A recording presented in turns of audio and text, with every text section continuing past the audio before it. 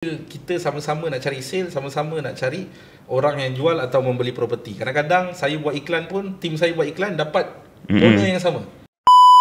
So apakah cabaran seorang perunding hartanah apabila kalau dia baru join dah lah kurang ilmu orang kata kan. Selalunya dia perlu training, betul.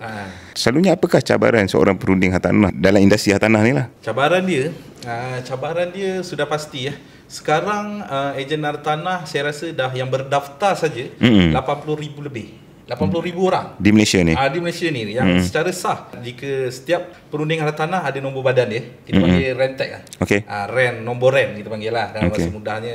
Itu saja dah 80,000 lebih, tak termasuk yang tidak berdaftar. Ramai. Yang tak berdaftar tu kita boleh Yang tak berdaftar tu dah berapa ratus ribu lagi. Yang tak berdaftar tu kita kategorikan dia sebagai broker ke? Broker, betul. Broker lah. Kita panggil dia broker lah pasal dia tak ada berdaftar dengan LBPH. Jadi kita panggil dia broker. Jadi itulah cabaran dia. Kita bukan bersaing dengan ejen tanah yang lain, tapi kita bersaing juga kalau dia company dengan saya, maksudnya dia bersaing dengan saya lah. Tapi itu kira persaingan yang sihat lah. Persaingan yang sihat lah. Tapi still kita sama-sama nak cari sale, sama-sama nak cari orang yang jual atau membeli properti. Kadang-kadang saya buat iklan pun, tim saya buat iklan dapat owner yang sama.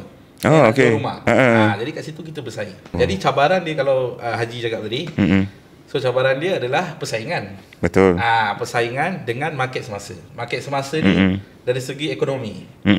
Benda-benda yang kita tak boleh kawal. Ekonomi Malaysia menurun atau meleset, kerajaan akan menaikkan harga. Interest rate. Interest rate. Okay. Rate mahal. Time interest rate mahal, adakah Haji nak beli rumah? Pening juga. Mungkin tidak. Mungkin tidak masa ni. Tunggu okey. Logiknya tak lah. Jadinya itulah dia cabarannya. Macam mana nak meyakinkan pembeli-pembeli kita ni membeli rumah di waktu keadaan yang tidak menyenangkan. Interest rate tengah naik ni, tengah 5%. Kenapa aku tak tunggu tahun depan je, mana tahu turun 4%, 3.5%. Jadi itulah cabaran ejen tanah. Banyak. Okay. Itu antara cabaran yang besar lah.